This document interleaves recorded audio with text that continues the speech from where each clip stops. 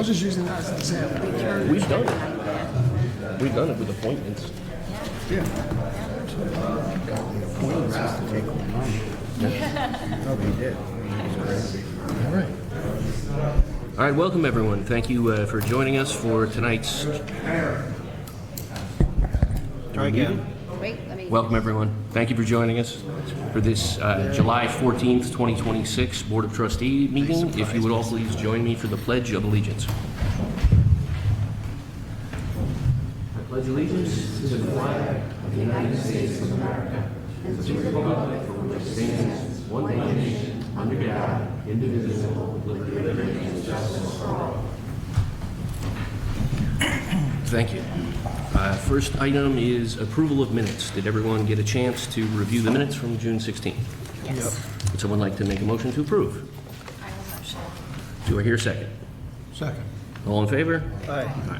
Thank you. I said no. Next, we have approval of warrant, and I believe the big item here is $90,000 for insurance. Okay. I move that we approve warrant number 052726 for the last budget year, $60,990.59, and warrant number 071426 in the amount of $220,648.15 for a grand total of $281,638.74. Do I hear a second? Second. All in favor? Aye. Aye. Okay, next we have department reports. Tommy? Oh, no, Chief, I'm sorry. You're sitting on the other side.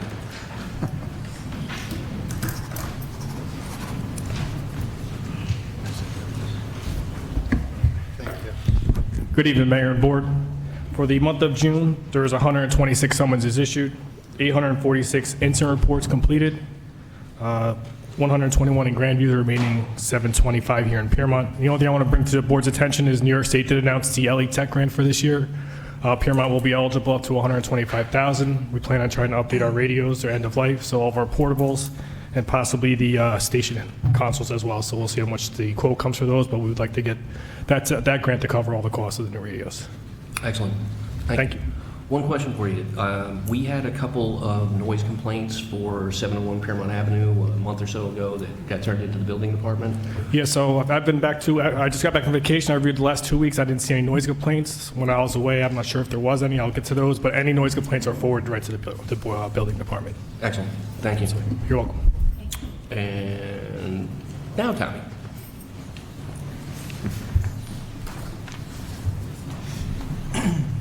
All right, good evening, everyone. Just for the month of May, the Department of Public Work, or month of June, I'm sorry, wrong month.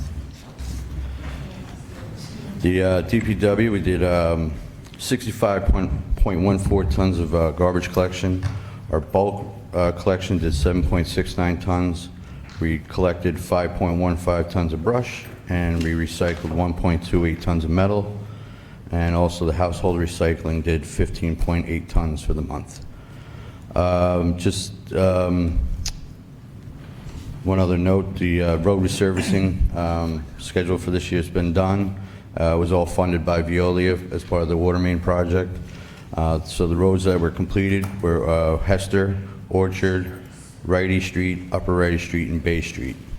And that was funded as part of the water main replacement project for this year. And that's it.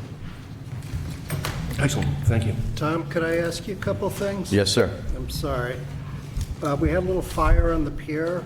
Yes, sir. One of the benches got burned. Yes, sir. So right now, everything, we're getting prices for everything to go through the firework company's insurance. Well, there's also nails and lag bolts in the gravel. Yeah, well, I'll have somebody out there tomorrow. We'll get it all cleaned up. And one last thing. Remember that tariff we had to pay on that hedgehog thing? Yes. Did we get that money We back? never got a tariff check back. We'll have to go with Jen tomorrow and make a couple phone calls. check on that. I could use the money. Yeah, why I have a not? community center to spruce up. Here we go. All right, thank you, Very sir. good. Yeah, of course. I believe we did submit a request for that tariff. Yes, we did. It just hasn't been actually. Yeah, I just don't trust our government. Can you imagine? I can imagine. Oh, jeez. Okay, next item is old business. Jennifer, do you have any old business? No old Oh, business. oh, that's excellent, yeah. Oh, I'm go sorry. ahead, Dan. Please, come forward. I thought we were going to talk about it when we talked about the bond. Anyway, Dan Sherman, Parks Department. This Saturday, we're starting to reinstall the plants in the parking medians. It looks like that when they go in. Little plugs. They're northern sea oats. We have 400 northern sea oats plugs, be 100 in each island. And I have 100 cone flowers, purple cone flowers that go around the outside. So it looks like that. This was in 2017. We installed it originally in 2004.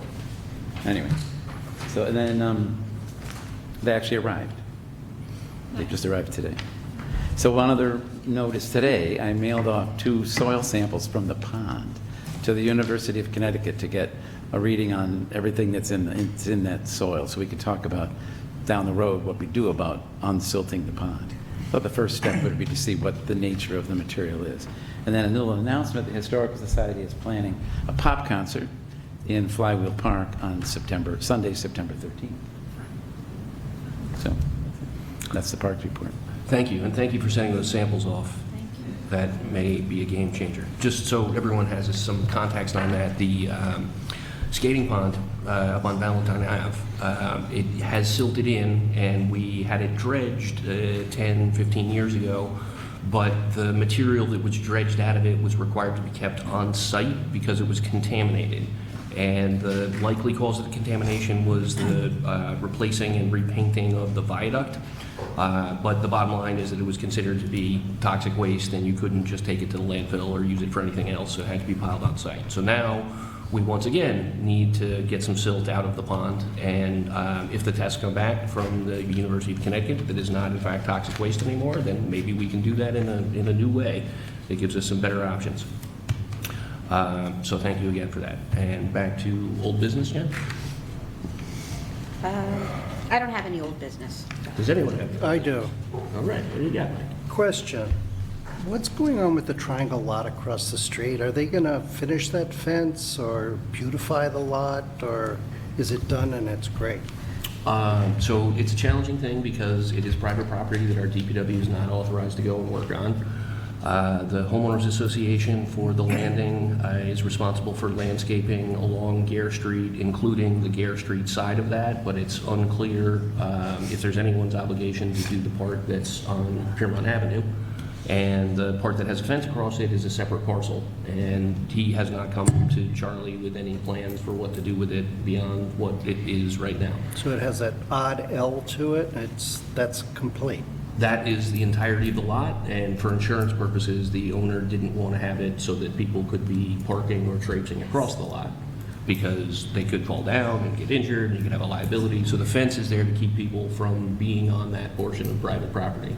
The rest of the property is theoretically supposed to be open to the public, but there is a conflict between 2 different property owners with a quitclaim deed as part of it, that it's not all very clear who exactly owns it. Was one of the things that was challenging about trying to use it as part of the development project without answering those questions. But the last time we were here, we discussed the fact that both Riley's and Phil had granted us permission to get citizens involved in cleaning it up. And Yep. it's partially done. I understand the guardrail to Piermont Avenue is Riley's. Not all of it. In fact, not even the majority of it. The guardrail itself Right. is definitely Riley's, and then a little foot at one end may or may not be. Okay. But, so, yes, in terms of, we did have some folks volunteer to go in and do some cleanup, and I did have a conversation with Dan about some volunteers from the community garden might be able to also come over and help with that. So where we're at with it right now is that we can't, as the village board, authorize the DPW to go in and clean it up, but we recognize that it's in everyone's interest that it be beautified. So we're trying to find ways, unconventional ways, that we can go about doing that to the point where the homeowners association is willing to pick back up on the landscaping that hadn't been done for the last couple of years. Are we still scheduled to get the heavy machinery from Joe to help us clean the... Has not been scheduled. Does that answer your Well, we question? did clear Well- out about 25 bags of plant Yeah, material out we of there. pulled 25 bags out of there. A few weeks ago. A couple So weeks ago, and 6 of us spent about 5 or 6 hours, and filled 25, 30 bags full of plant waste out of there. sure did. Another 25 to go, easy. Yeah, exactly. I mean, you can see that's like a deck chair on the Queen Mary. No, it's a lot better than it was. It's helpful, though. It's a lot It better just than it seems like we had a fence around it, and we took down the fence to make it better, and it's worse. Well, the intent is to eventually clean it up A lot of with people- volunteers. Yeah, well, that's why I'm pressing to have something done. Do you have a good lawnmower? What? Do you have a good lawnmower? I'm not allowed to have one. Certainly not a gas It's a whole one. Not a different- gas Not one. a gas one. I've got an electric leaf blower and a pair of hedge trimmers, but Okay. anyway, we should talk about it more, because I think it went in the wrong direction. Yeah, and I would be very encouraged if people would step forward to volunteer to be a part of that process, because as Kate mentioned, we did get a pretty good crew together and get some good work done on it. The issue is that that's not a sustainable long-term solution for property maintenance on private property. Well, it's even, the fence is just bizarre. It sort of starts and then ends, and it doesn't really protect anything. It's sort of like something you could maybe jump over. Well, that protects the developer's portion of the lot. Does it? You could Yeah. round the other side of it. Well, Fall and he's hurt got that yourself. yellow wire construction fence, and he's got the stockade fence. You were a lawyer, aren't you? Yeah, I was. Yeah. Yeah. Anyway, I'd just like to see us move forward and do something constructive with the spot. I will be sure to call you when we're putting together the next crew. I know where he lives. Yeah, I'll be there with my leaf blower, All Look, the right, so electric one. my electric one. moving on, any other old business? Okay, new business. Jennifer, do you have any new business for us? Yes, I just wanted to inform the board, Berard and Associates, our accountants, will be coming. They came, Donna Lee came one time 2 weeks ago, and they'll be back Monday and Tuesday, the 20th and the 21st, and also July 27th to keep this audit for this year underway. The GASB report from BPAS, that is already underway for some time as well. And I also wanted to let the board know, we're probably at like around 87% collected for taxes this year. Our new e-check system is pretty amazing. They've collected $311,261.65 for us thus far, minus the money we have to give back, $35,000. But yeah, so a lot of people have taken advantage of that, and unbeknownst to us, because we don't really see it, but then when you run the report, you're like, wow, there's a lot of people using it, Who was which your is first- exciting. Who was the first person to use that? You were the first There person, you actually. go. Yeah, you were actually the first person. So, yeah, it's been pretty smooth this year, like quiet as far as tax collecting. So it's definitely moving along. And then the other thing was, I did let the board know, I had that one resolution redone for capital for the large dump truck. It wound up being less, and so bond counsel did redo the resolution for tonight. So that's taken care of. We're going to have to amend one other one also. The $15,000 for the trees on the pier is going to actually only be $7,500. Oh, it's going to go down. And don't we have to put 2 trees back on the bill?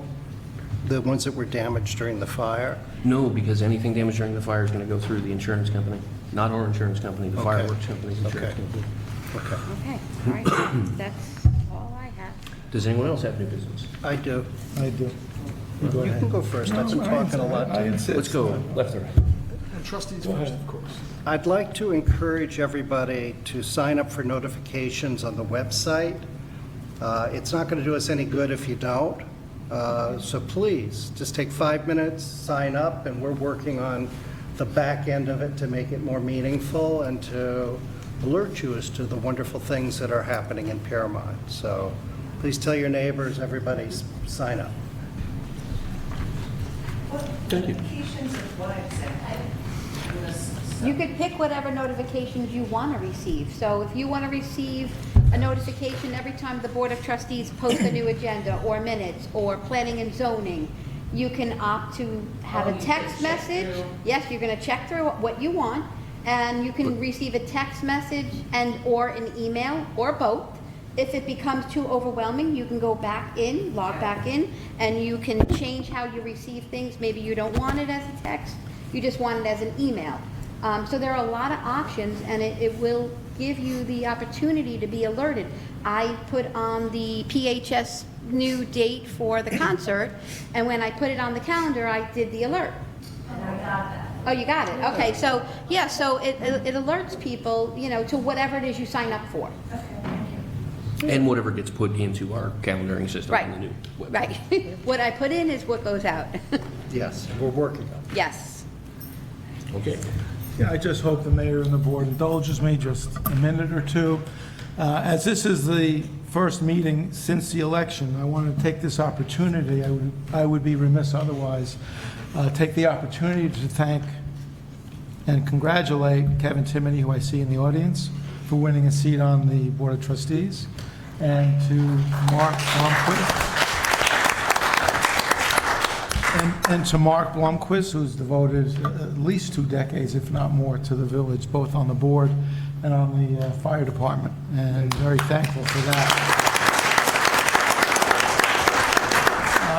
I've thanked both of them, as well as the PDC on social media, for winning re-election to their seats.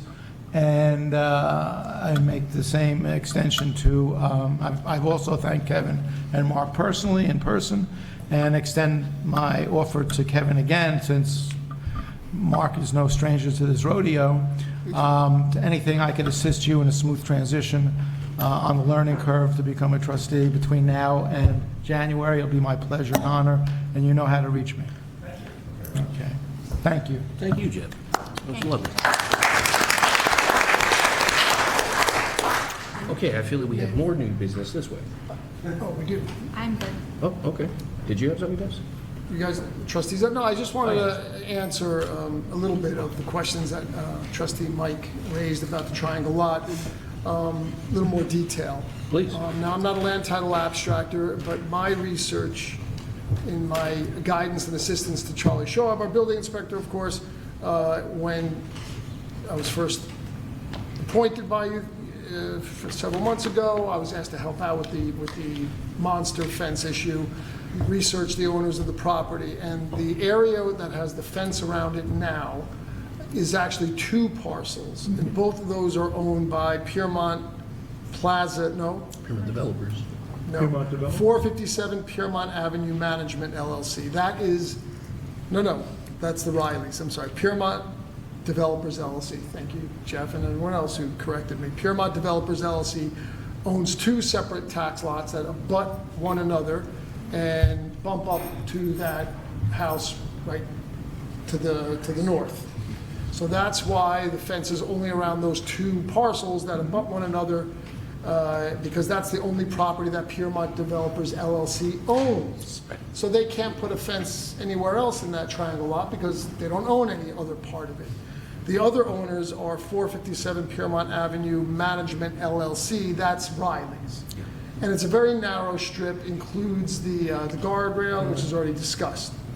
The last bit of it, and it is just a portion of a very, very large lot that's owned by Piermont Developers LLC, i.e. the Phil Griffin entity. Piermont Plaza. And this is just a portion of that big lot that includes everything, just about, not The everything. 12-acre parcel Right. of Piermont. Heading toward the river. So that's why it's a bit complicated to address the cleaning up of the vegetation there. Now, what can we do going forward? The warning letter, the notice of violation that Charlie sent 2 or 3 months ago, that ultimately resulted in the monstrous fence being brought down and much more attractive fence being put up, for the reasons that Nate said. There was also mention of the cleaning up of the site, so it wasn't just about the fence. Right. There are provisions in our property maintenance code that can be enforced, but we always try to handle things cooperatively at first, and if push comes to shove, then I'm sure Charlie will issue a notice of violation regarding the overgrowth and messy vegetation and other problems with the site. My concern is that we had a fence that surrounded the entire property at one point, or properties, all four. And now we have this sort of hodgepodge going on and a real mess, and it's in the middle of our village.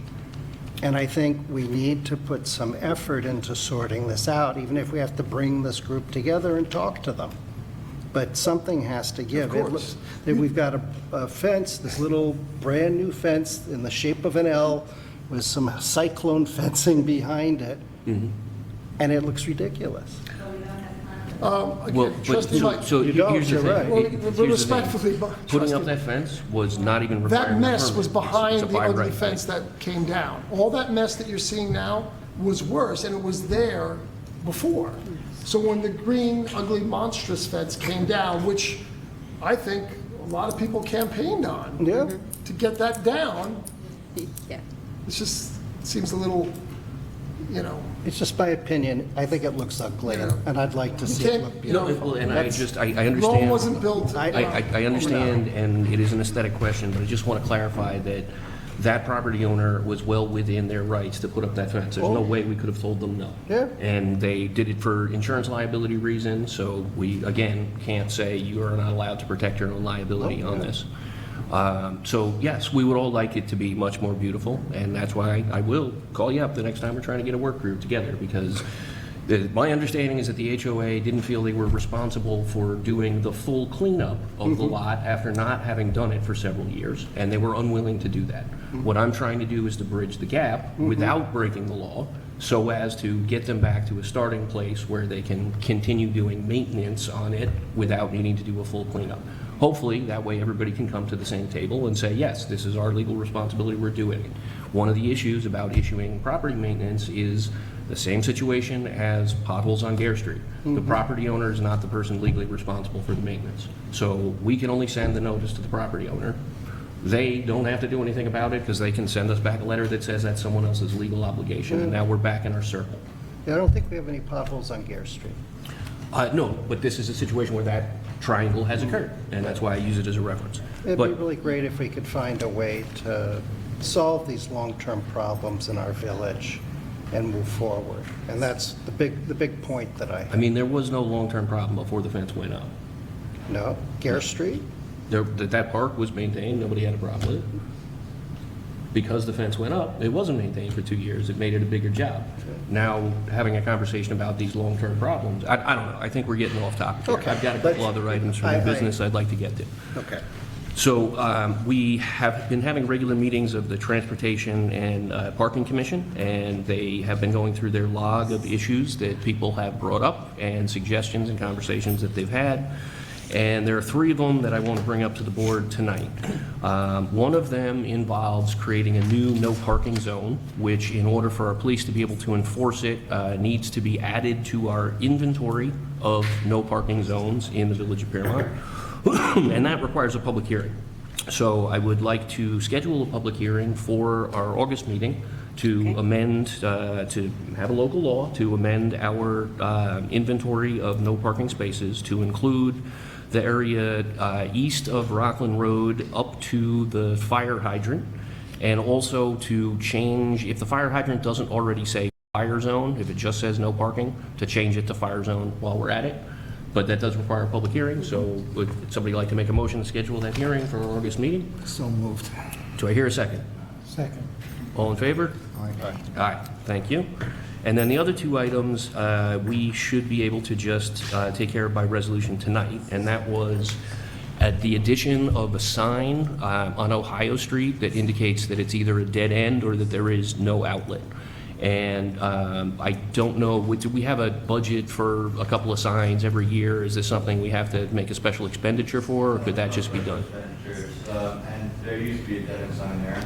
It came down. Put another sign up. Okay, thank you. But we should have a resolution to add that. So would someone like to make a motion to add a no outlet sign or dead end sign to Ohio Street? So moved. I will second. All in favor? Aye.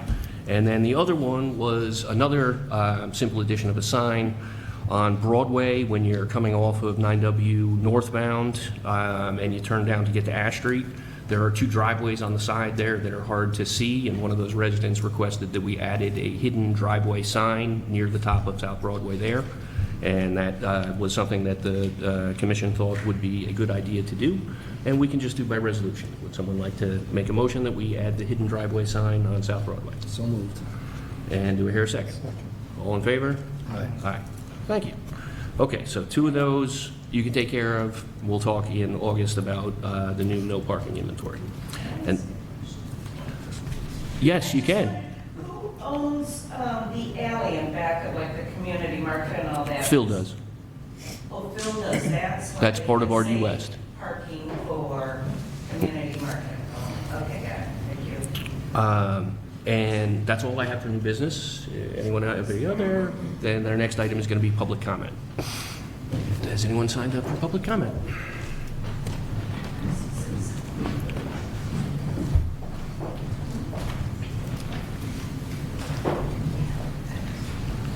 Thank you.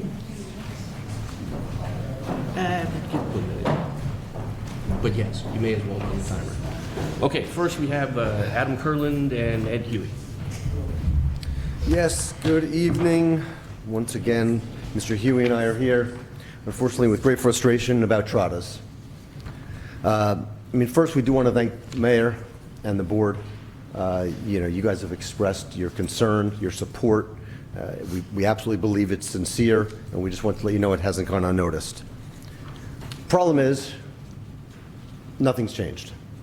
It's the same club level music, it's the same live music, it's the street noise, it's Trotta's just thumbing their nose at the entire village. Nothing has changed and something really needs to. The police are called regularly on the weekends, sometimes multiple times per night. The police will go, they'll turn the music down for 15, 20 minutes, and then right back up. They were here, Trotta's was here at the May 5th meeting, as you may remember. They promised compliance, and they basically walked out of here on a Tuesday, and by that Thursday was business as usual. And they're conducting themselves with impunity. The only tangible action that seems to have been taken is the service upon them of a purported notice of violation, which I don't know if you folks have seen this. Charlie shared it with me. This might be the most, due respect to whoever drafted it and to Charlie, the most effective notice of violation I've seen in my 30-plus years. If I was representing them, I'd be happy to go to court with this. There's no cure period. It doesn't definitively state that there's even a violation. It says here, appears to be, or there may be. It doesn't identify the specific section of the special permit alleged to have been violated. It references Section 5. Well, Section 5 goes on for a page and a half. There are no facts that support the notice of violation. Shockingly, and this really was unfortunate, it mentioned Mr. Huey by name. When I read it, I couldn't believe it. It should never do that. And only Mr. Huey by name, notwithstanding that other people have called the police and other people have filed reports. And it doesn't state the consequence of noncompliance. Oh, there's no grace period either, by the way. It doesn't say you have to comply within. And then it doesn't say what happens if you don't. To even call it a notice of violation is an insult to notices of violation. Notwithstanding even that it's dated June 17th. I don't know when it was served upon them, but let's assume it was within a day or two. It's been a month. So on May 5th, they show up promising to be in compliance. They get the police there all the time. They get a formal notice, however they received it, took it to be, and they've done nothing. So obviously we have a serious concern here. This isn't Mr. Huey versus Trotta. This is a village issue. And Mr. Huey might be the one that calls the most, but he's not the only one that is. And even if he was, it would still be important and should be important. But Well, we it really is, just but- need so some. I need to cut you some off stepped at the up 3 vi- minutes at this point, but I'd like to respond a little bit. And the three of us had a phone call a few weeks ago. We did, where and I thank my- you for it. My intention of that call was to communicate that this process takes time. And so what we discussed was we're issuing a violation, and then after 30 days, we get to issue a court appearance ticket. And we can stack violations, we can issue additional violations, but to come before us tonight and say, why haven't you done anything? When we had a conversation not a couple of weeks ago where I said, we got to give it 30 days before we can take it to the next step. And you yourself just said it was dated the 17th, today's the 14th, it has not yet been a month. So I would ask you again, bear with us on our schedule of how we go through this enforcement process with the code enforcement officer. We are moving along, it's just that there are timeframes that are fixed and we have to stick to. Thank you. And I can appreciate that. And I didn't mean to even, I don't think I said, I don't think it's just that nothing was being done. I'm saying they're not changing their routine at all. And, I mean, look, Charlie, I spoke with Charlie 10 days ago or so. He said that he was going to be serving a supplemental summons upon them, or no, it was a notice telling them they had to appear here. I asked him to send me a copy of it. That's what happens after 30 days, but Okay, he didn't, okay, well, Which is what we discussed. He said it was ready to go, and he was going to get it to me as soon as it was handed to Tim from Okay. Tratas. Well, I'm Again, continuing to track this, and as you heard earlier when the police gave their department report, we are continuing to monitor it, we are continuing to respond to calls and document that, and that is what's going to be in the file that's going to give us the ability to take action against Stratas. But please do bear with us as we work through the process. And I'll say Charlie did say That's enough, Mr. Chairman. he invited us, he asked us if we could have a sound engineer come to Mr. Huey's house, and we'd welcome that. Okay, that's interesting. Thank you. Could I ask a question?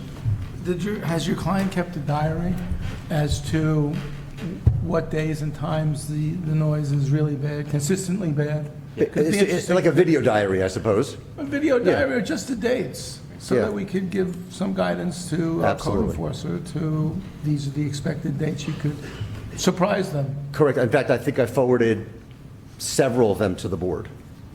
Okay. Yes, By email, yes, you so, have. yeah. Well, All right. just videos that you sent. Yes. And I will also mention that in the interim, since the issue of noise came up, other issues have been identified on the site that we are looking to do enforcement action on as well, that aren't directly related to what your specific concerns are, but are related to our concerns about public safety and quality of life overall in the village. So it's more than just you. Okay, no, I Our appreciate that. departments, Our fire department specifically had an issue responding to a call up there based on the number of cars that were parked in the lot. And upon reviewing the permit, there is an actual hard limitation on the number of cars, as well as the number of people. Right. We have questions about if there is more, if there are more people inside than are safe or legally permissible, and that's another whole angle that we're Yeah. looking to work on. But as I discussed with you several weeks ago, this will take months. Please, Mr. To your point, Mr. Gordon, going forward, can I not continually call the police? I don't want to waste their time either. If possible, I'd just like to record, document and have a video recording. But I'm calling the police because I was told to note when there's issue. Yeah. I'm calling the police 2 to 6 times a week, and I He's being sympathetic to the I don't- police. I don't. It's mostly Friday and Saturday, Mainly Friday and Saturday, but also. and from 10 Sometimes o'clock on? Wednesdays. 10 o'clock on? 9 o'clock on sometimes. 9:30 on. Yeah.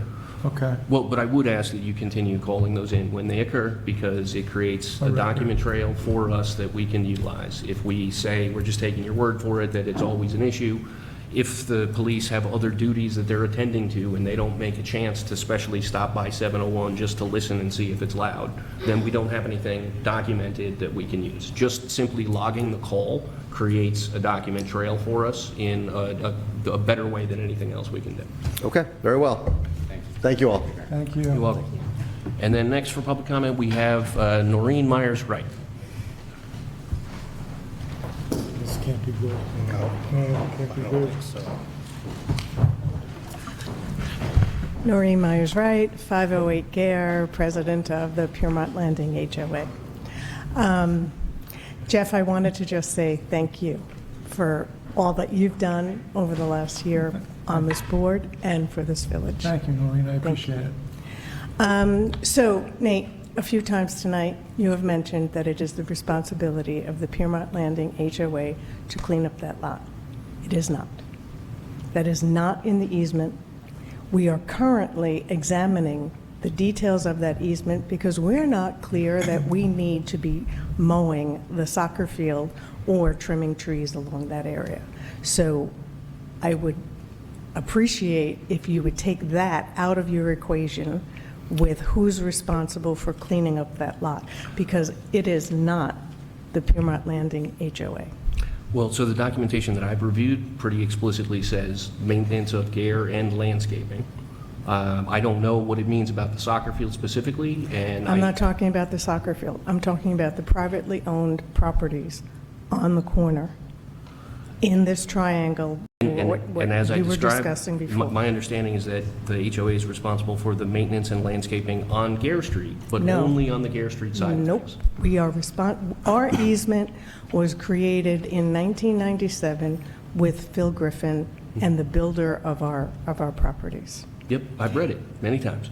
Good, because it does not involve that triangle. I mean, this has gone to court before, and that's how the lawyers decided it meant.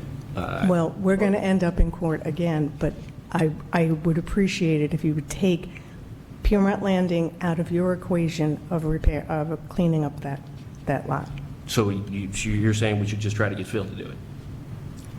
The owner of the properties should take care of their land. And That's I will say what I'm that the one person who was happy when that fence went up was Mark Carlucci, because he had traditionally been responsible for doing the landscaping. That was on done as a courtesy.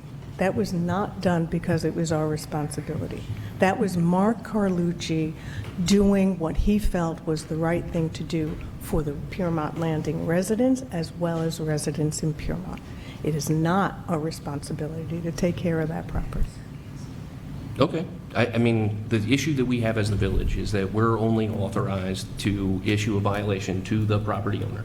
The property owner's current position and longstanding position has been that they're not responsible for doing the landscaping along that section. and We're not then they talking haven't. about landscaping. We're talking about taking care of 2 or 3 owners of properties in No, that I'm in just that talking square. about the part on Gare Street. That's what makes it confusing. So there's a part on Gare Street that is, without doubt, there is no issue, that is part of RD West. Then there's also a part on Piermont Ave that part of it's part of RD West, but it's bisected by a separate parcel that's owned by, was it 457 Piermont Management or something, by Riley's? Pretty good, pretty close. Pretty close, okay, that's good enough. Time's up. That's the Riley. But so I hear Mike bringing up these long-standing issues that we need to get resolved, and you heard me give some pushback on that, because the thing is, I feel like these are new issues that had never been problems in the past and are being brought up as issues now. I think they do need to get worked through. I agree. But my reading of that easement is pretty clear. We are There's not some gray responsible for, area. we are responsible for, as the easement is written, for the trees along Gare Street to the end of Chicklesby Street, Right. not that triangle. We are But not, that's on the original site plan as open space for the landing, that parcel. I mean, I don't think so. this needs to be resolved. I mean, between the I've property looked at it, but we are currently examining that easement to see what we are actually responsible for. So Prior to the fence going up, I'm sorry, prior to the fence going up, wasn't a private landscaping company maintaining that property? No, It was just Mark with a shovel? it was Mark. Or landscaping Yeah, company. the Yes, landscaping company. And you. correct. And you. That's my understanding, was you had a landscaping company. The same one for the landing doing that parcel. Yeah. So I don't know if that was built into the price or not, or they were gratuitously doing it at the request I of don't Mark. know. I don't know, but Okay. at this It needs moment. to be worked out. We We all are agree. not taking care of that. We are gratuitously taking care of the soccer field, trimming the trees, but we're not now taking on an additional corner of the property. And I want to push back a little Unless on it that comes out additional phrase. that that's what the easement says, and that easement is actually a legal document. We have to establish that before we go any further. I- So I truly think in the best interest of the village and the landing that you stop saying that it's actually our responsibility to take care of it. I mean, that is my current understanding of what the legal situation is. If you can find some way that that document is altered or a new interpretation is issued, that's what we have in the building department file. That's what the building inspector gets to look at when it And figures even out. the building inspector has questions about how that document is interpreted. Well, he's not here to speak for himself, so I won't Right, ask you to right. speak for him. Well, there's a lot in that document. Oh, it's a very confusing that leaves document. no clear direction.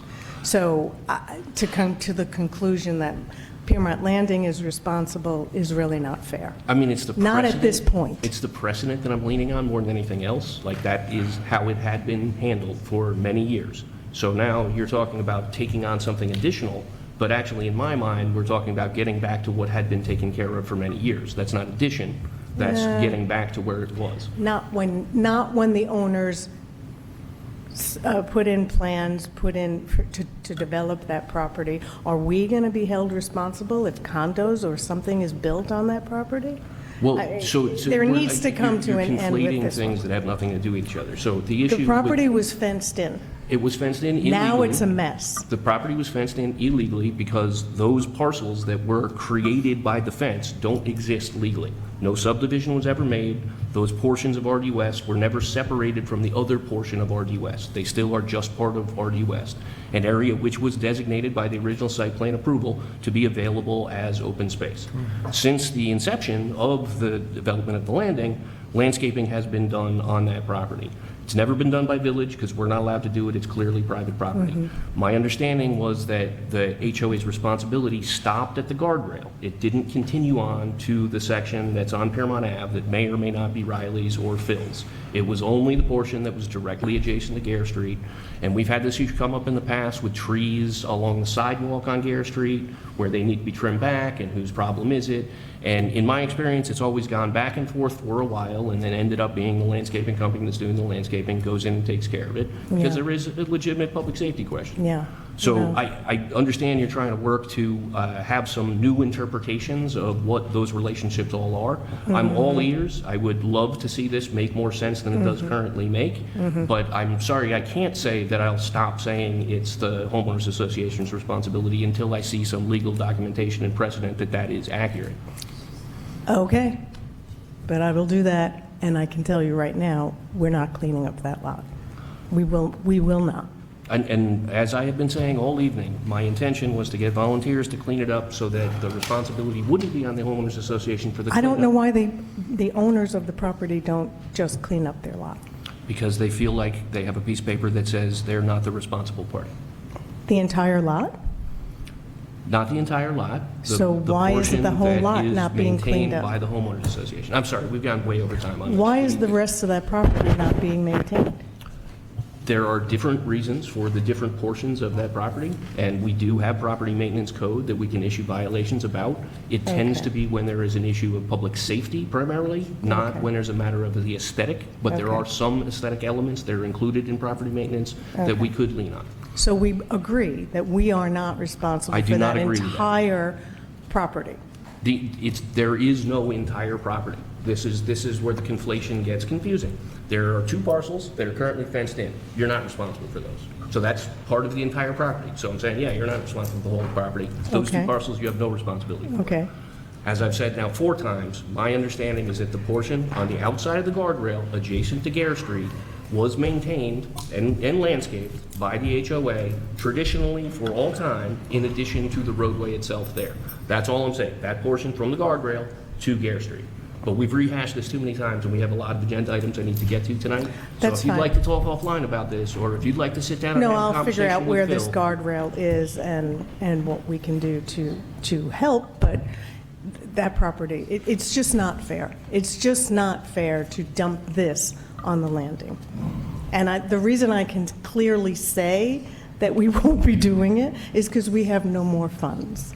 We will have to wait till next year's budget to take on any further landscape. And if the village starts issuing property maintenance violations to Phil, he's going to end up sending them to you, And I don't know how that gets And then resolved. we'll go from there. Okay. But thank you. Thank you. Okay, anybody else for public comment? That was a good one. Could I add something? Yes, you may.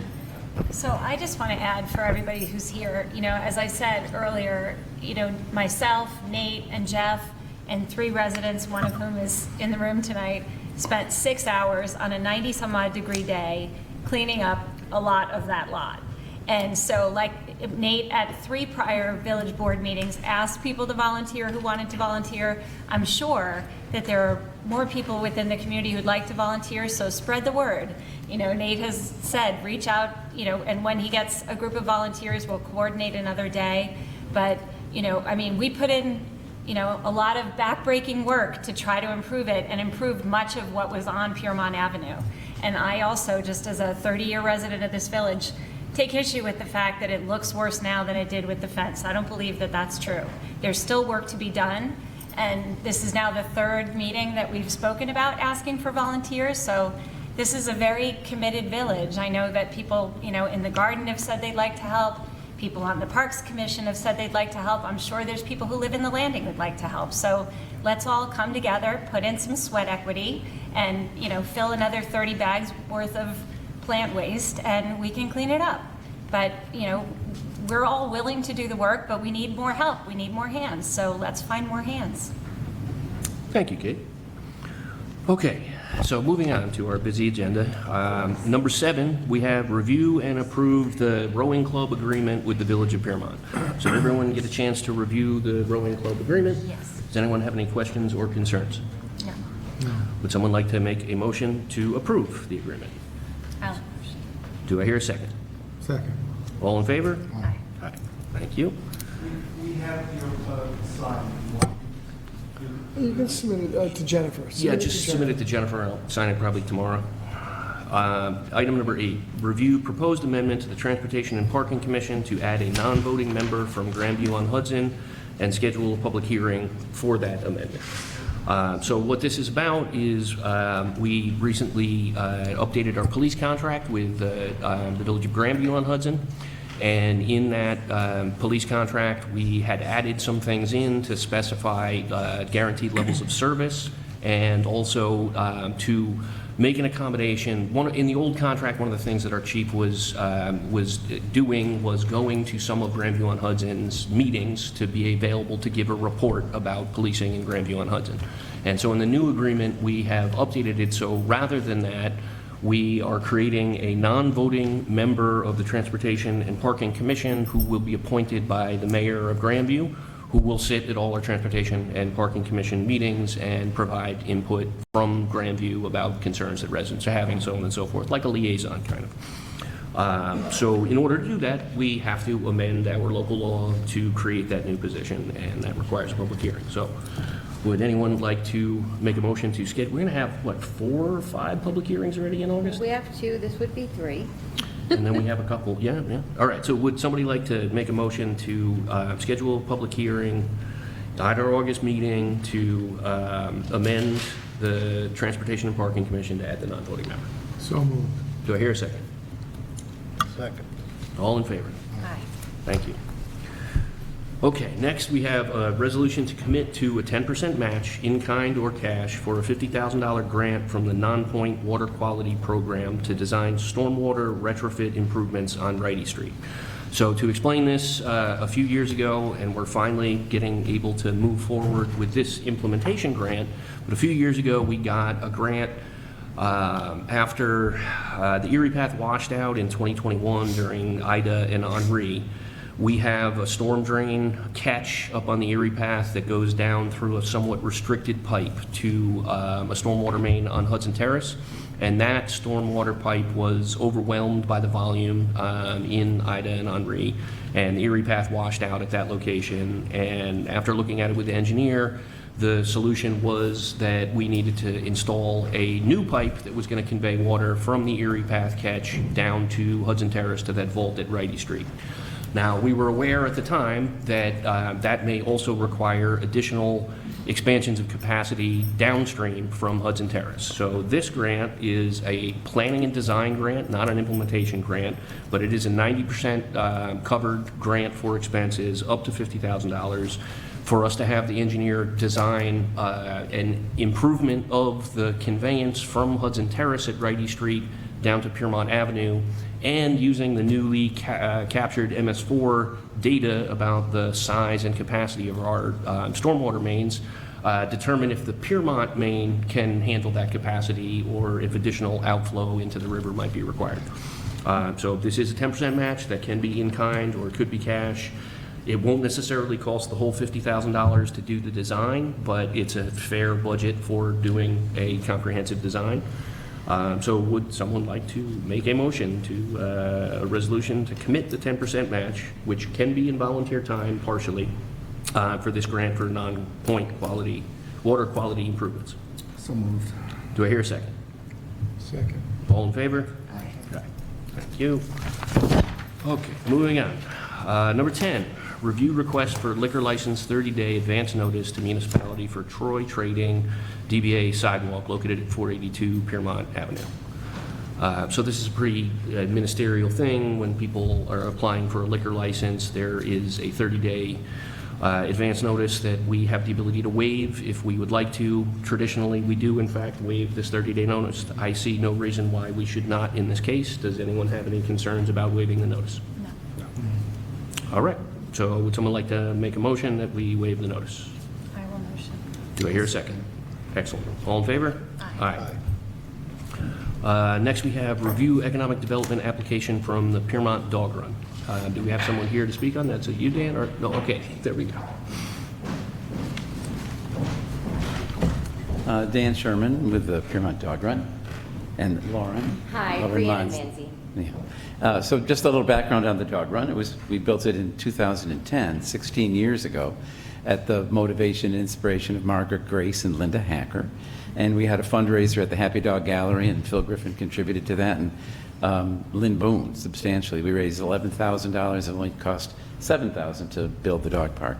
And we've maintained it with private donations over all these 16 years. And it's had ups and downs in membership and enthusiasm about it. It's in good condition still now, but our friend has stepped in, and she's got a whole lot of new energy, and I think it's a good thing with social media and reaching out to make it be more populated and used. So she's going to explain that. Thank you. I feel like mine is going to be a little more formal, so bear with me. Good evening, board members and neighbors. My name is Rhiannon Manzi. I'm a new resident of Piermont. I moved here in October of 2025 from Colorado and have been fortunate enough to begin experiencing the rich history here. You've likely seen me with my puppy Rudy walking down Piermont Avenue or at the dog park right off Ferry Road. After spending a few days at the park with no other dogs or people visiting, I reached out to the community to learn more about how the park ran. Andrea and Alan Sherman and Dan Sherman were all kind enough to meet with me and tell me about all the details managing the park the past decade. At the end of the meeting, I told Andrea and Dan that I would be happy to take over any aspect of the park management and that I was eager to help however I could.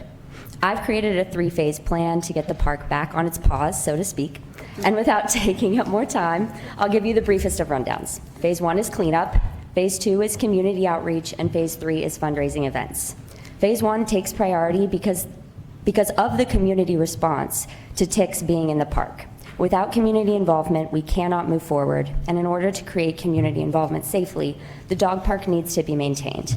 I'm here tonight to request an allocation of $500 to launch a specialized eco-safe pest control and landscaping initiative at the Piermont Community Dog Run. Our dog run is a vital community asset, that's what I'm learning, but it's located near the Piermont Marsh, and that means that we're vulnerable to ticks, fleas, and mosquitoes. Traditional chemical spraying is heavily restricted by New York State park laws, which I've learned. And it also carries severe runoff risks for the local aquatic life. This $500 will not fund dangerous synthetic pesticides. Instead, it will be directly invested in local pet-safe and river-safe protocols, including source prevention, so that means cedar mulch, which naturally deters fleas and ticks without chemicals. And then number 2, biological controls, so purchasing beneficial nematodes and BTI dunks, which is just fancy for saying biological agents that target flea and mosquito larvae in the soil and standing water without harming wildlife or the visiting pets. But 3 is most important to me. I want to reach out to local professional partnership. So we really hope to reach out to local professionals who specialize in this, specifically localized and integrated pest management. I've researched compliance solutions, but I welcome any and all community suggestions. This small upfront investment protects our citizens, our pets, and our river while saving the village from costlier vector outbreaks down the road. As a new resident of the village, I'm asking for the patience and the guidance that will be needed to make these plans that Andrea, Dan, and I have envisioned for the dog park. I'm here today to vocalize this need, but I'm also here to put out a call for help from the community. If you have a suggestion for the park, please let me know anytime after the town hall, and I'll end with this, since I put this in before the actual event, but on Saturday we are doing a community cleanup day, so we're asking for volunteers to come and help clear out all of the old mulch, put in the new mulch. We've already got that, and we've already kind of like gotten all the brush taken care of, and so then we would just need to spray our cedar oil. So if you'd like to come and help on the 18th, that would be great. Thank you for letting me come here and talk. What time is your cleanup on the 18th? 8 a.m. to 3 p.m., and I do have some flyers that I'll leave in the back. Nice, thank you. What questions do you have? You have to wait till we volunteer for Dan first. Okay. Perfect. Any questions that I I've can got a answer? question. Have you done any research on the efficacy of the safer, pest deterrents, whether it's the mulch and sprays that are safe for the marsh in that area? Yeah, so I've done a little bit of research, and it seems like cedar oil is the best natural way to do it, and that's what I feel like can be done if it were just me or just a couple of volunteers. But then I started to look into a more professional grade type of pesticide, and I think that based on my lack of knowledge, I'm great with putting together the events, I'm great with getting people there, but I don't have the details on the right pesticides to use, and so I want to consult with somebody who has that professional knowledge, and can either help guide me in what to do with our volunteers or be able to come in and do it themselves. Okay, thank you. Any other questions? Well, Thank you. Thank you for Thank you. doing that. Thank you. So I think it would be great if we could get the dog run actually going back in the direction where there are multiple dogs at a time at the dog run. It has been my experience for the last couple of years is if you see a dog, it's kind of an exception. And what I have heard in terms of feedback from people is that pest control, that specifically ticks, are at the top of the list as to why people don't want to go in there. So my understanding is that we currently have about $2,000 left unallocated in our economic development, and this application was for $500. Does that sound like something reasonable to everyone on the board? Would someone Yes, like to make a sure. motion? So moved. Do I hear a second? Second. All in favor? Aye. Thank you. Okay, so 500 for dog run, eco-safe insect control. And next is item 12, review economic development application from the Piermont Historic Society. Steve, how are you? Good evening, everyone. I'm Steve Kolovitz. I'm a member of the Piermont, a board member of the Piermont Historical Society. Yeah, we've submitted an application for funding through the Economic Development Program to help fund our, meaning Piermont's, continued membership in an organization called the Historic Hudson River Towns, or HHRT. I don't know if you've had a chance to review that, or if you want me to do a little summary, or if you had questions.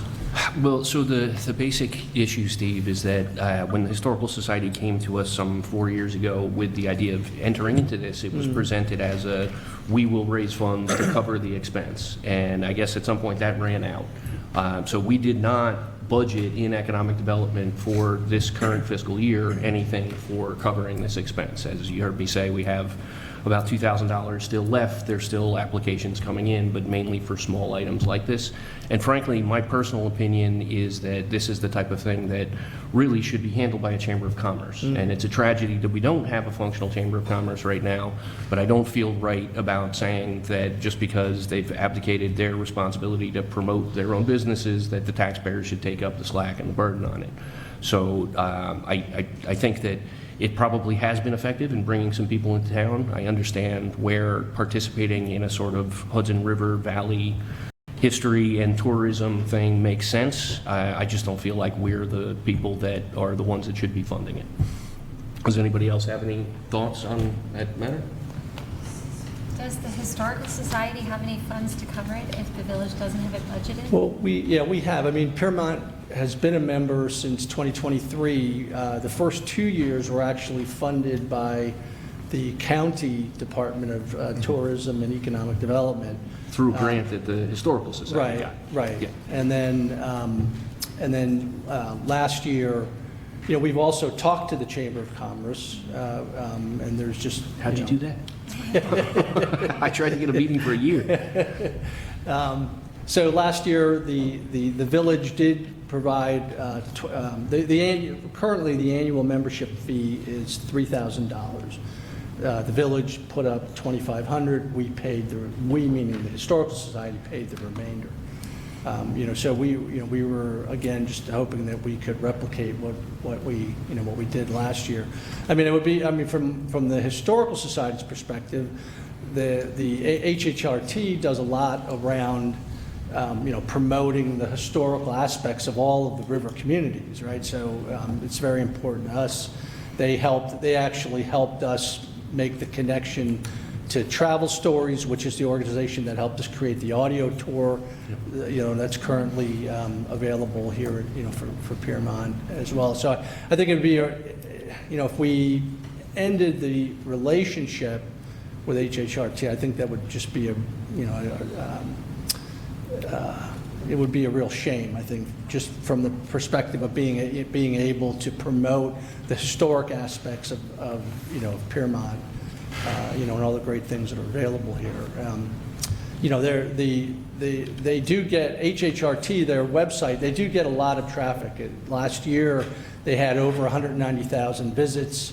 40,000 of those visits were actually new individuals coming to the site. Within that, the Piermont landing page got close to 6,000 visits from about 2,200 unique individuals. So, and then they also do email blasts that they have about 4,000 subscribers to. So, they clearly have traffic, and people, interested. So, I think it, like I said, I think it'd be a shame if we didn't continue that relationship. Well, and I can see that, and I mean, I've shared my personal opinion is that this is something that should not really be a taxpayer burden. So we have about 2,000 left in economic development. What does the board think about splitting some portion of that? Maybe say we contribute 1,000 towards it, and if the Historical Society wants to pick up the difference, then we're fine, but... We have 1,500. that's fair. And you just, You gave 500 you just to the deducted dog. 500, you got to deduct 500. So you got 1,500. You're right, 1,500 left. So how about It's the first time I've ever 1,000? corrected you on math. Yes. It probably won't be the last. I think 1,000, I think 1,000 something. Yeah, I mean, I'll take that back to the board. I would think at least for this year, for 2026, that I would hope we would be willing to cover the difference. But then perhaps by 2027, maybe we'll actually have a Chamber of Commerce that could help pick up the tab. Because, the interesting thing, I think there's about 16 towns, cities, villages that are part of HHRT, right? So Westchester, it's Yonkers to Peekskill, and then of course it's Piermont, Nyack, and Haverstraw. And from my experience in talking, with individuals involved, it's either the chambers of commerce or the village, board or the village that manages the relationship and handles the funds and everything. We haven't had that situation here, and that's how we as the Historical Society got involved back in 2022. So if somebody wants to make a motion that we can approve 1,000 in funding for this contingent on the Historical Society picking up what the difference is, I think we can approve that tonight without needing to actually cut any checks until we find out that, the Historical Society's on board. Right. I've got a question. I know that the PHS has a lot of successful fundraisers. Do we know what your budget is and how much you have in account, and if it's something that should be rightfully paid by the PHS rather than the taxpayers? Well, again, I think, we're willing to support some of the funding. We don't, again, I don't think as an organization, we feel that it's directly our responsibility to fund the entire amount, because a lot of the benefit of being a member, really would benefit members of the chamber, as well as the village. Yeah, but no doubt, I Yeah. agree with you. Yeah, yeah. You can see our problem with the chamber. No, I get it. We've Yeah, been trying yeah. to get it started up again. I've spoken to a lot of business owners. It's difficult. Yeah, no, get it, totally get it. And you can see what our remaining budget is. Right. We're down to $1,500. Right. We're proposing to give you 2/3 of that. Right. And Well, also, certainly- you may be able to go to the businesses just as a historical society and say, hey, look, we're doing this, do you want to make a contribution? Right. If 2 or 3 restaurants throw in $500, now what does it really cost in the historical society? So I wouldn't write that off as an option either. So the question to us is, would someone like to make a motion to approve a $1,000 economic development expenditure to the Piermont Historic Society to cover a portion of HART for 2026, contingent upon them matching the remaining funds? I will. Do I hear a second? I'll second. All in favor? Aye. Thank you, Steve. Okay, thank you very much, everyone, appreciate your time. Okay, item 13, review special event application from Rockland Roadrunners Association for their annual event on Sunday, September 13th, 2026, from 8:45 to 10:15. Do we have any information? Is somebody here? We do this every I don't year. think there's anybody here. The gentleman called me this morning just to make sure we were on target to get it on the agenda, which Okay. I did explain to him it was. They do this every year. They come early, they leave early. They provided their insurance certificate, the map of, their running course. And I mean, basically, I know this has been going on for years, and I don't think the chief has had any issue in all of the years with any of it. So it's sort of their annual race, and they just expect that the board will approve it. Well, would someone like to make a motion to approve that application? Sure, so moved. Do I hear a second? Can I twist your arm? All in favor? Aye. Aye. Okay. Thank you. All right, next, review special event application from Best Buddies NYC Bike Run event on Saturday, October 3rd, 2026. Yes. We have any further info about this? Another bike run. So they came before the board, they came with their request last year. I know I asked the chief to review it, and he didn't feel that it was a high impact. It was very low impact. Okay. No road closures? No. road closures or really police presence is very small. Okay. It's very small, so they October are 3rd. asking for permission. They did, again, give us their route, their times. And their insurance. And their insurance. Okay. Would someone like to make a motion to approve the application for Best Buddies NYC Bike Run event on October 3rd? I'll make that motion. Do I hear a second? Second. All in favor? Aye. Thank you. Next, we have review request from resident Jacqueline Hutto to have a bouncy castle at the pavilion for a birthday party on Sunday, August 16th, 2026. So I think it's great that she's coming to ask for specific permission. We have done this a bunch of times for a bunch of different organizations. I see no reason. The only question I would have is, if it is from a rental company, if they could provide a certificate of insurance. Yes, Beyond. she actually did this last year, and the company Same did. company, right? Yes, it's the same company, but he's away. So she emailed me this morning in a panic. She couldn't get in touch with him because he is away. So if you want to make a motion contingent on Subject getting to- Yes. the insurance certificate, Sure. so that it could get passed before her event is over and done with. Yes. Would someone like to make that motion? So moved. Do I hear a second? All in favor? Aye. Thank you. Okay, on to bonds. Item 16, $7,500 bond resolution for AED equipment for the police department. So this was an item that was approved in our capital budget. However, we need a separate resolution for the bond agency for each of them. So would someone like to make a motion to approve the $7,500 bond resolution for AED equipment for police department? So moved. Do I hear a second? Second. All in favor? Aye. Thank you. Item 17, this is going to be adjusted. It's listed as $15,000 bond resolution for Piermont Pier Tree Project. Reviewed the project over the weekend with Dan. Would you like to come forward, Dan? So this was originally $15,000, but it was actually for two separate but related projects, one of which was fertilizing and watering the trees that were planted in the last 2 years along the pier, and the other of which was planting some new trees. So it appears that we would be doing well to take care of the trees we already have without taking on new trees that need additional maintenance, and that would bring that down to $7,500. But do you want to maybe read the proposal? Yeah, I thought I would. There's 4 points that they would address with the 52 trees that they would attend to. The company that would be doing it is Westland Tree Service of Hartsdale, supervised by Greg Mercurio, who is a Piermont native. And he would personally supervise and he would put the bioplex down. But the 4 points of what they would do is to properly prune and remove any dead, diseased, damaged, or crossing branches in the canopy of the new trees listed above. Remove and properly dispose of the debris. Remove any dead trees with flush cut at the base. Some of the trees are completely dead. So that to remove any tripping hazard. Ensure that the root flare, which is where obviously the flare is at the base of the tree, ensure that the root flare of the trees is exposed and pull back any mulch that covers these areas, because that helps the health of the tree. And then to provide a fresh top coat of sweet peat organic mulch on all the trees with a treatment of Bioplex organic water drench on the critical root zone over the entire tree zone. And Greg felt that the summer is a good time to do that because it's a stressful time of year for the plants, and so they would do it when the time was best, and the heat of the summer is a good time. And so that was $7,500. Excellent. Dan, let me ask you a question. One of the emails we got several months ago was complaining about some stones, rocks that are leaning against the root bed and that flare at the bottom. Is that, I heard you talk about mulch. Would it also include removal? Well, we'd coordinate that with Mish. That was Mish Brisson from my Friends of Piermont Parks group. She was recommending to put the rocks here so cars couldn't park so near the trunks.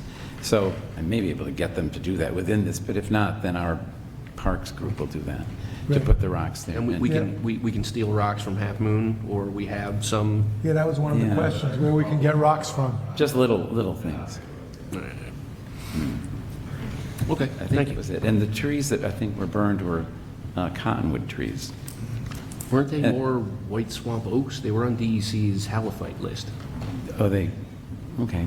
Greg thought they were swamp white oak. I mean, the cottonwoods, he thought, but whatever they are. Each of the trees. Cottonwood's not salt resistant, is it? Yeah, they grow like weeds out there. That's why I put it on the original list. They were just out there anyway. I mean, I have the original planting plan from when we got that grant from DEC to do all of those. Yeah, there were cottonwoods on. We had a specific, I can go back and look at it. They're not easy to find because they're kind of like weeds. Okay.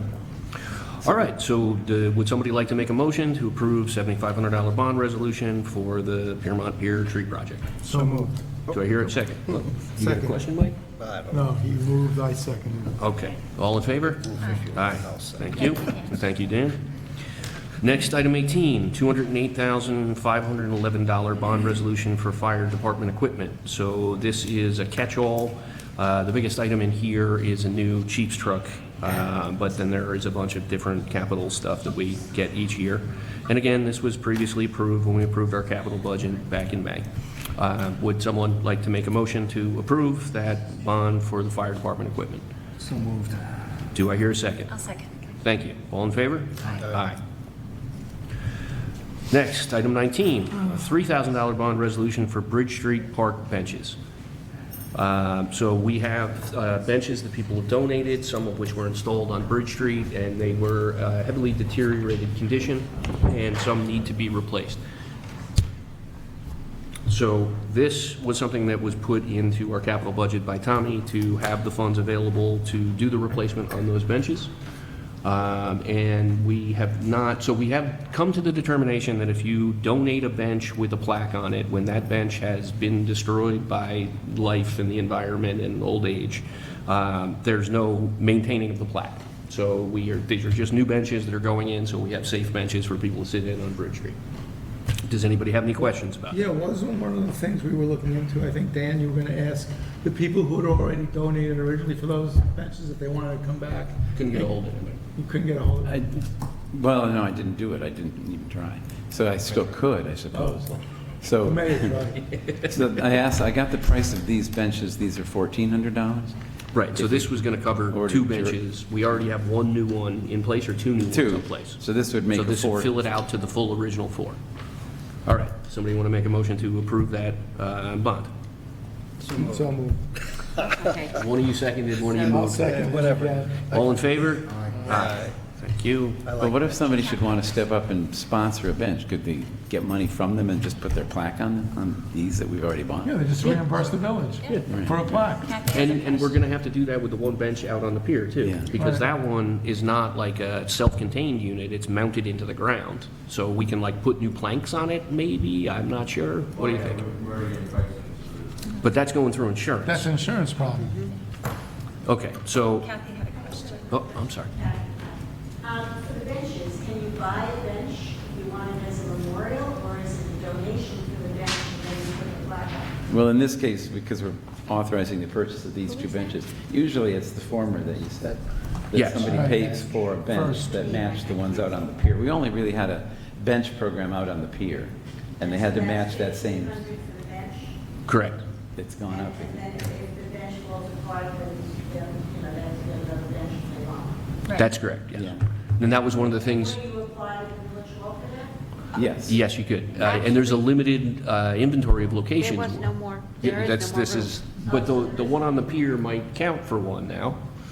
And these 2 that we're putting on Bridge Street, maybe we could put plaques on them too. Yeah. There were plaques on the ones that were on Bridge Street that were falling Right. apart. So we were told, I don't know, in the past year, that there was no more room for new benches, because we do get calls from time to time. But one of them burned down on the 5th No, of I July. know, so, And the So bridge, that's one. and Bridge Street were replaced. And Bridge Right. Street, 2 are there now as replacements, and there are, the other 2 were also removed. So there's 2 spots on Bridge Street, 1 spot on the pier currently. And there might be 2 spots at the community center. I'm sure We're not they getting will into the be. community center. So come and get so them we while they can tell last, people now. $1,500, get a Wait, plaque. so now we're gonna tell people that there are benches available? And I thought it was more than 1,500, because you have to have labor. Installation. Yeah. So it was like $2,000, right? Well, we charged $2,000 to do the bench, then we had to buy the plaque, and I had to do the install. And do the install.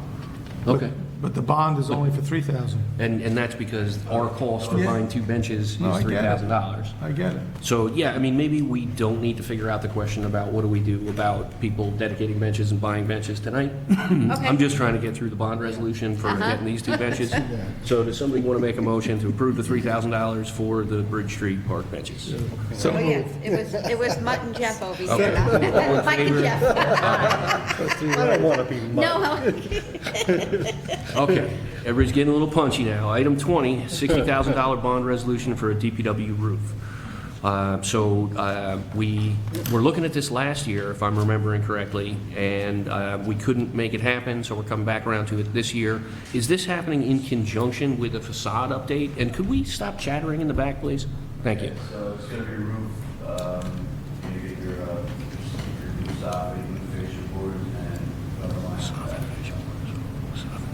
Excellent, okay. And we're going to then also put that plaque and do the dedication when that's complete. All right, so would someone like to make a motion to approve $60,000 bond for a new DPW roof? I will make that motion. Thank you. Do I hear a second? Second. All in favor? Aye. Nathan, I found out how much the bronze plaque costs. How much? $1,550. For the plaque? For a bronze. Oh, wow, then we're $50 over on our economic development. Plain one from Historical Society. Yeah, I got the quote today from Foley Science, it was $1,550. or 1050? I thought you said first. $1,550. 1,550. yeah, okay. For this one was 16 by 18. Okay. All right, so we may run into contingency. I'm trying to cover that. But that's 16 by 18. 16 by 18. That's a huge plaque. No, we're talking about the plaque. It's something different. We Oh, talked about for when we get- DPW. For dedicating the DPW. I got it. Sorry, Because sorry. we said we'd pay for that with economic development money, but I Yes, I didn't remember. hold on it yet. So I was like, 500, 1,000. So we're Yeah. now fresh out of economic development money and $50 in the hole, I think. But that's neither here nor there. Next item is item 22, a $335,000 bond resolution for acquisition of heavy-duty equipment for DPW. We skipped the pavilion roof. You got Oh, it. you're, Pavilion thank you. roof. $10,000 bond resolution to replace the Goswick Pavilion roof. Would someone like to make a motion? Do I hear a second? Second. All in favor? Aye.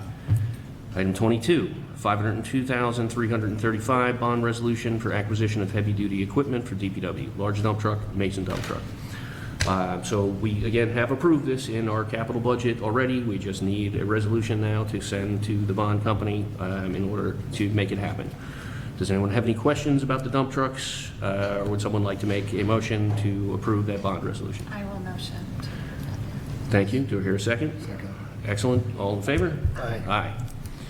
And item 23, $18,200 bond resolution for improvements to Village Hall. Tommy, is this including fixing up around the windows in the front? No. No. What are we doing with this 18 grand? Here, this is what's on the list, is the gold leaf lettering over the doors. That was $1,200. And then $17,000 for the community center bathroom upgrades. Oh, so that's not actually So improvements it's to not Village Village Hall. Hall. You tried to slip. That's 17,000. Put that in there. Well, I guess that's how bond council did it. You almost got it I through. gave, well, no, he has nothing to do with it, actually. Well, no, I got that's it- why, because I was wondering I what sent- happened to the 17,000 for the community center. Yes, no, I sent the capital list to bond council, and that's where he put it. All right, well, would someone, Just to be clear, I had nothing to do with it. He honestly, yeah, he You didn't. speak to bond council.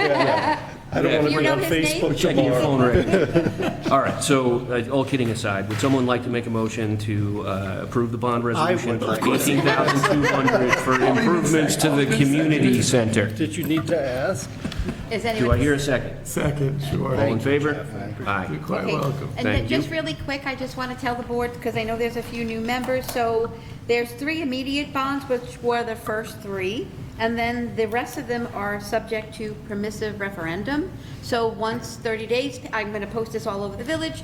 Once 30 days passes, I'm going to repost again. It'll go back on, I believe, the agenda again, and then we will fulfill the requirements to finance in December.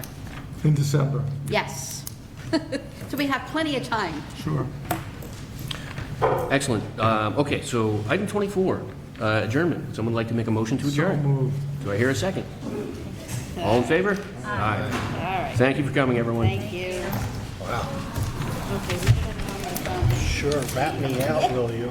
No, I was gonna say, I should have warned you because you didn't even know. Text me, shoot me a text, Yeah.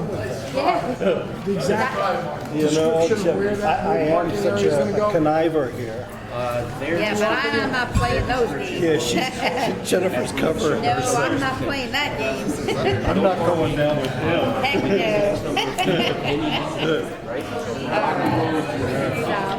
All right. All done. That wasn't too bad considering. It's 8:23, not bad. Oh, I need somebody to sign this. Let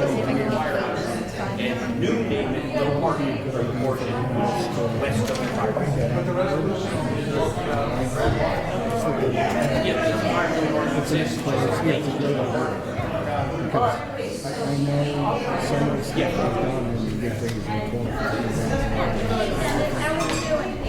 I'm sorry about that. Oh, no, that's okay. Thanks. He's had issues